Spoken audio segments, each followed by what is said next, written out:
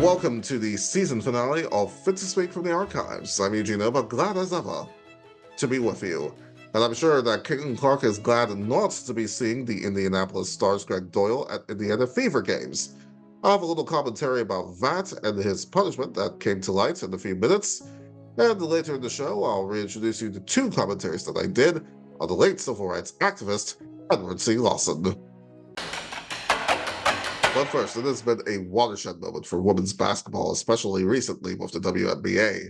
Although Caitlin Clark's regular season debut earlier this month was met with a loss, it is obvious that the league is on a path to truly capturing the zeitgeist even further. And I'm here for it. What I'm not here for are people like the Indianapolis Stars' Gregg Doyel, who a while back did this at Caitlin's presser. Hi, Caitlin. Gregg Doyel, Indy Star. Real quick, let me do this. You like that? I like that you're here. I like Yeah, that you're here. I do that at my family after every game, so Okay, well, pretty let's cool. start doing it to me and we'll be able to get along just fine. So, question is... Cringe. And by the way, just as a bit of a note, why was it that some of the journalists that were there were laughing like hyenas at that? I don't get that. That makes no sense to me. Anyway, now it is worth noting that he did apologize in a subsequent column for his actions. It is also worth noting that weeks after he did so, he was suspended for 2 weeks from the Star without pay and is banned from covering the Indiana Fever in person, at least for the season, though the ban apparently does not preclude him covering from afar. In his apology, he talks about his oafish, dare I say, boorish behavior, and he couldn't help but find that ironic for a different reason. You see, that's because if you look at another column of his earlier this year in talking about the men's basketball game, the Maryland men's basketball game versus Purdue, in which he spends quite a bit of inches talking about his disdain for Maryland basketball fans that goes back a quarter of a century, oafish is de rigueur, it seems, for Mr. Doyel.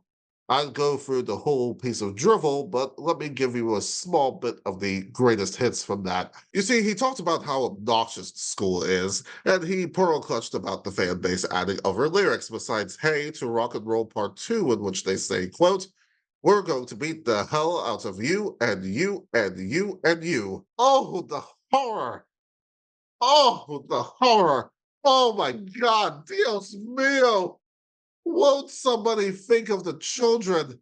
Oh, we can't have the kids hearing that. Oh, unbelievable. Unbelievable. Well, for all of the prim and proper Purdue basketball fans at their games, all the, hey, they don't say hell at those games, huh? Well, for all the prim and proper folks at Purdue, apparently, they have really nothing to show for it. You see, Purdue has never won a national championship, men's or women's basketball, and they have not made this list of public ivies, and most likely never will. And it's actually not so far-fetched if you really think about it, because 39% of Indiana's populace are college educated, only 39%. And here's another ranking that's not worth cheering about. Their higher education is in the bottom half of the country. With stats like these, it certainly explains a lot. And it is clear that just like this USFL stand that believes that 1 + 1 = 1 million if this post on X is anything to go by, it seems that Mr. Doyle should ask the fine folks at the University of Florida where he attended for a refund. Looking at these incidents, okay, looking at this kind of stuff involving Gregg Doyel, he's nothing more than a clown. He is Skip Bayless without any of the charm. At least with Skip, though, he is not a creep. And also with Skip, you know that his hot takes are his shtick, especially this particular one from years ago. One day, I am predicting, Johnny Manziel will become even bigger in the city of Cleveland than his buddy and business partner LeBron James ever was in the city of Cleveland. One day, and Stephen A., pretty soon, that dog pound in Cleveland is going to be hooting and hollering for Johnny Manziel, who has that dog in him. Gregg Doyel wishes he could pull something like that off. Caitlin Clark is a winner, and I'm sorry she's had to deal with him and Antonio Brown, who she blocked on X for him uttering X-rated words not exactly suitable for family listening. Caitlin Clark is on her way to becoming a legend, and in many cases, she already is. Antonio CTE, Brown, there I go again, and Gregg Doyel are legends in their own minds. You know, there's a saying that goes, the more things change, the more they stay the same. As you watch both commentaries that I did 2 years ago about the late Edward C. Lawson, who appeared on many shows in the 80s and 90s, including Oprah, I hope you'll see why I went down this rabbit hole over 2 years ago during the holidays when I discovered him and really was like, we really needed to cover him on the program. And I also hope that you'll understand as to why, given all the events that have been going on in the time since, as to why I still wish that he was here to have his say.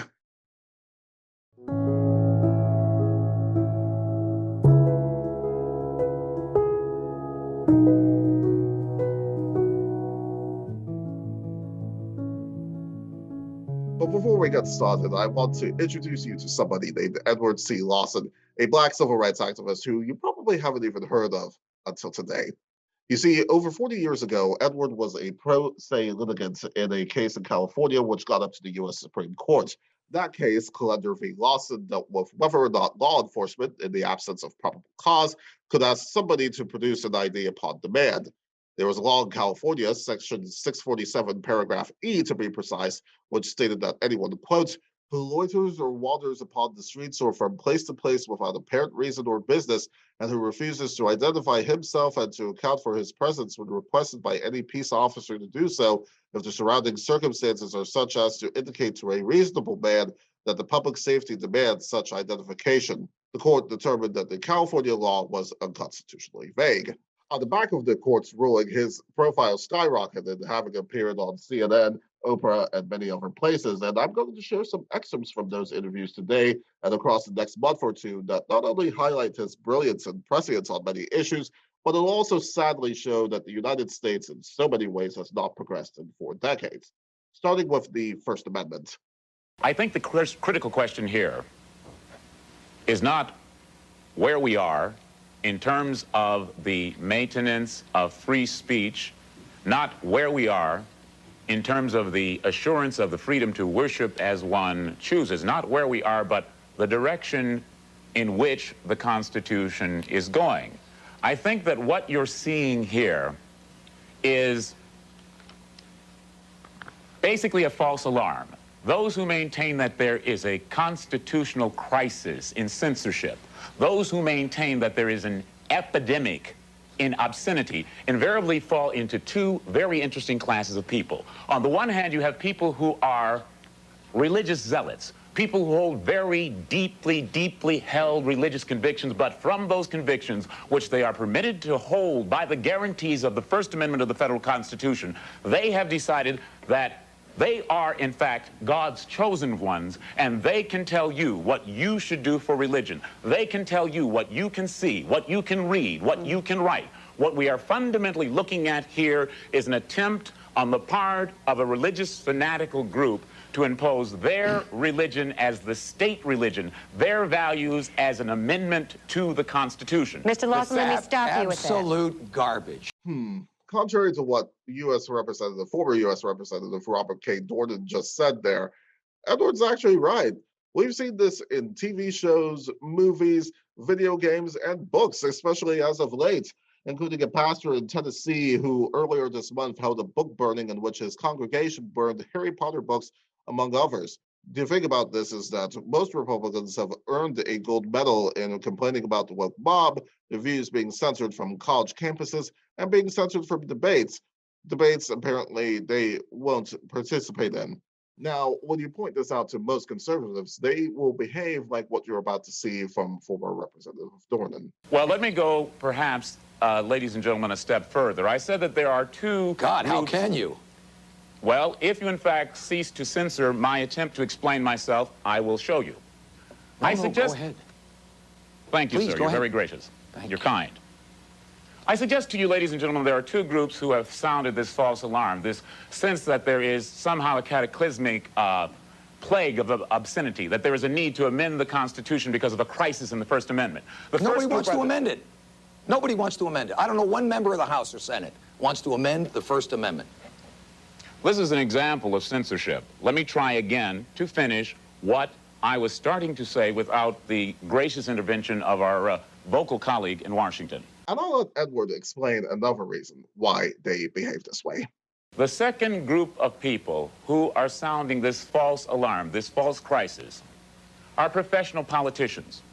Professional politicians who are failing in terms of their campaign promises. Professional politicians who are failing in the upcoming election, wherever it is in their particular state, their particular congressional, senatorial, or even presidential election.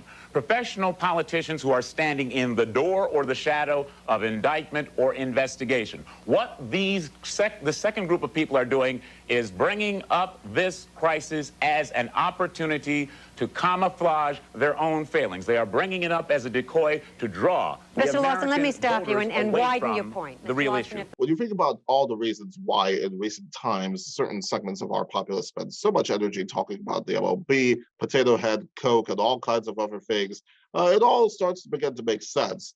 Oh, I guess now we should add M&Ms to that list. Oh, and what about the American flag? I'm talking the American flag, yes.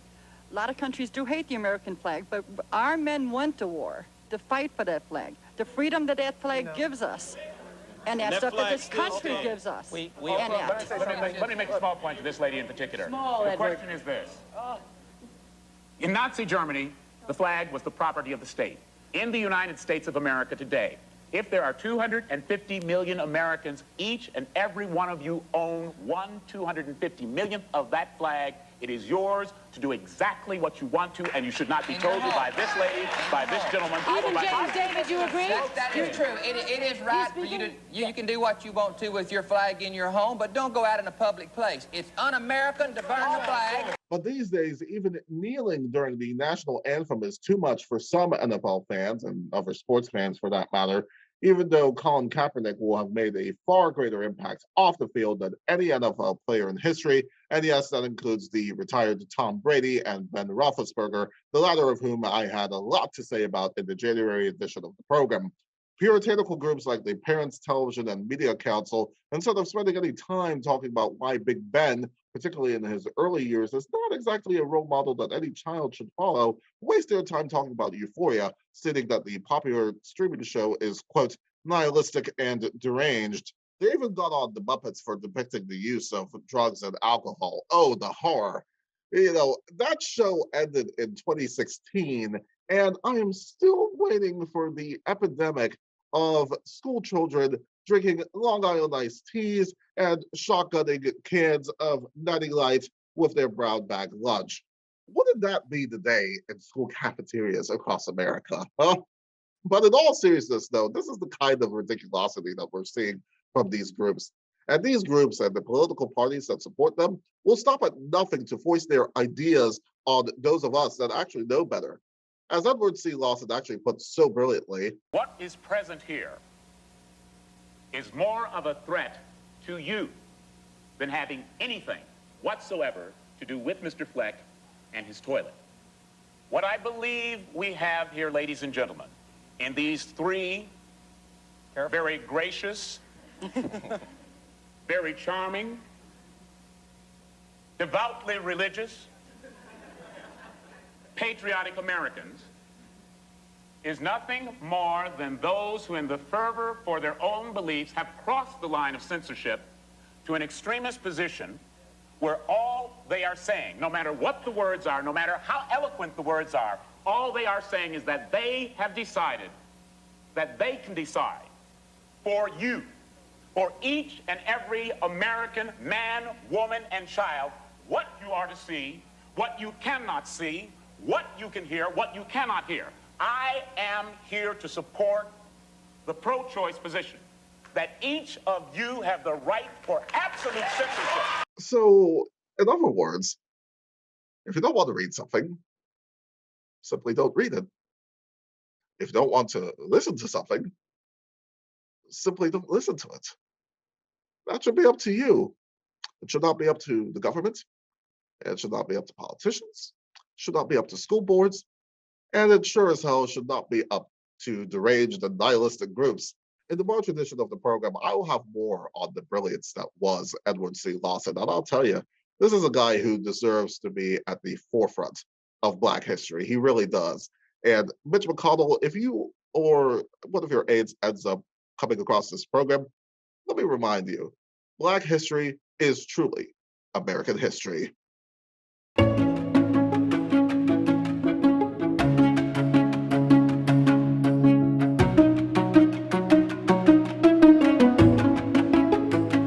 Fascinating to me, Oprah, is that, we are now in the aura of the celebration of Martin Luther King. And for those of us who have, moved some length of that long road with King, it's a time for reflection, looking back, looking forward, asking ourselves, how have we done and what do we hope to do? Right. The thing that is intriguing to me is that King fought the old racism, and there are an entire generation of Black Americans who believe that because the old racism has been set to rest, that there is no racism. There is a whole generation of Black Americans who do not understand that there is a new racism. And the new racism is what this gentleman, this gentleman, this gentleman, this gentleman have just stood up and articulated. The new racism is what you see when your quote-unquote good white friend says, what was he doing in the neighborhood? I was doing in the neighborhood exactly what she was doing in the neighborhood. That is the new racism. That's the designer racism. Last month, I introduced you to civil rights activist Edward C. Lawson. If you want to have more of a primer on how he came to be, do revisit that episode right here on this YouTube channel. Of course, we'll have a link to that in the description below. I want to continue to share with you his brilliance and prescience. What he just said on Oprah about the aura of Martin Luther King reminded me, and keep in mind, by the way, this aired only a few years after Martin Luther King Day was first signed into law by former U.S. President Ronald Reagan, who, by the way, didn't want it to begin with. It reminded me about the aura of another figure, another man, that is former U.S. President Barack Obama. I remember all the articles and pontification about how the United States had become a post-racial society because at that point a Black man was in the White House. And don't get it twisted, it was a remarkable achievement, and full disclosure, I was there for his first inauguration in the bitter cold, and it just so happened to be the first time I took Metro, which, by the way, with the gas prices now, you would think that this would be Metro's time to shine. But the 7000 series trains, wherever they are, tell a different tale. Anyway, we still have a long, long way to go, folks. The more things change, the more they stay the same. Remember Amy Cooper, who fought that Christian Cooper, no relation, a bird watcher who just so happened to be Black, was so scary that she called the police on him. Now, this happened in 2020. In 1987? Hi, Oprah. Hi. What I'm calling about to say is I don't think I'm prejudiced, but if I would get on a bus and this gentleman, the first gentleman with the hair, would sit next to me, the way he's dressed, he's talking about you, Mr. King. I would grab my purse and probably move to another seat. It's because of his looks. It's scary. Note the word scary. Now, when Edward asked her to define it, this happened. Oh, gee, I don't know. Well, now would be a very good time to figure it out. What does the word scary mean? That is my question. Well, you would frighten me. I understand that. General. What does the word scary mean? Or, same question, why would I frighten you? I haven't been in a fight since I was in 8th grade. Well, you're probably not normally dressed up in a suit. You just look like you're a tough guy. If she went to Jamaica, she'd be frightened all the time. Well, madam, let me then answer the question. So what is it? Is it because of the way he's dressed, the color of his skin, or his hair? Is it his hair? Yes. Yes. And I'm sure he's not always dressed in a suit. I don't know whether or not to laugh or cry at the fact that the reasoning that some people have has not changed in 4 decades. Again, the more things change, the more they stay the same. And going back to the concept that Edward had about old racism versus new racism, he defines the latter to the caller who believed that Edward was scary. Now, I do want to warn you that Edward does use the N-word in the clip that I'm about to play for you, but I think that it's important that we leave this stuff uncensored because of the context in which it's used. I speak of the old racism, which was pre-Dr. Dr. Martin Luther King. I didn't speak of the new racism. One of the things you have to understand about racists or about yourself is racists are inherently intellectual cowards. They won't come out and say, I hate niggers because I hate niggers. Story over. What they will do is take pseudo-facts. They will take facts that are not true and use that as the intellectual pyramid to come to a conclusion that is inaccurate. If you actually want to talk about the statistics, if you are afraid of me on that bus, I don't ride on buses, because you think I'm going to murder you, there is no statistical basis for that. You are more likely to be murdered by your husband, by your son, by your brother. If you are afraid of me sitting next to you on that bus that I don't ride on, because you are afraid that I'm going to rape you, statistically, your boyfriend, your husband, is more probably going to be the rapist. So I'm saying you are the manifestation of the new racism, and you have used the same pseudo-intellectual statistics to construct a racist position. Thank you, caller. I'm sure you didn't know you did all that with one phone call. But Oprah, she did indeed. And that's not all. Edward correctly predicted the role of voting, voter participation, that is, and money in our elections. Granted, there may be more legislation on the book that makes it possible for more people to participate in elections. But at the same time that the legislature hands you that, then, particularly in terms of Mr. Meese, the Justice Department is simply taking the guts out of the ability of the Justice Department to enforce those kind of laws. At the same time, you may have paper freedom, paper liberty being handed to you by the legislature on the one hand with more legislation supporting voting. On the other hand, you have a structure whereby Madison Avenue, or I guess out here Beverly Hills, mandates that you have to have more money than the average American could count on his finger, toes, and anything else in order to run for any office. And the role of the media in informing the public. I think that to a large part, the highest accolade in reducing public apathy, which I think is epidemic at this point, is people who do work like yourselves, like the Donahues, like the Winfreys, like the Bryant Gumbels. I think that this kind of electronic media is sort of the town meeting of the 21st century. It's sort of the hanging out in front of the old general store in which ideas can be both proposed and examined. I think that's very important. The town square where ideas can be proposed and examined. He's right. And the more things change, the more they stay the same. And the ideas that Edward presents and passed along in all of his appearances are based on common sense. We need to hear more from people like Edward. Sadly, Edward C. Lawson is no longer with us. He died May 12th, 2011 of pancreatic cancer. And when I think about some of the activism today, some of it is just nothing more than performance. Black squares, hashtags, all kinds of things. It all gives the appearance of doing something, making people feel good without doing anything, really. I have much more respect for those like Edward who actually put in the work to make the world a much better place. Those who also have put their bodies on the line to help make this world a better place. Edward's contributions to our society and in life will be remembered forever. There is no question about that. And while there is still a lot of work to be done, he left our world a much better place than when he arrived. I hope that all of you watching this program will never forget Edward C. Lawson. He deserves to be in the books of Black history and really American history, as far as I'm concerned. He will not be silenced. Edward C. Lawson, folks. Edward C. Lawson. Get hip to him. If you haven't already, you gotta get hip to him. This guy, one of the most mind-blowing subjects that I have had the privilege to feature on this program and the regular version of Fit to Speak. I mean, just when you really look at our world now, as I've mentioned earlier, I wish that he were still here.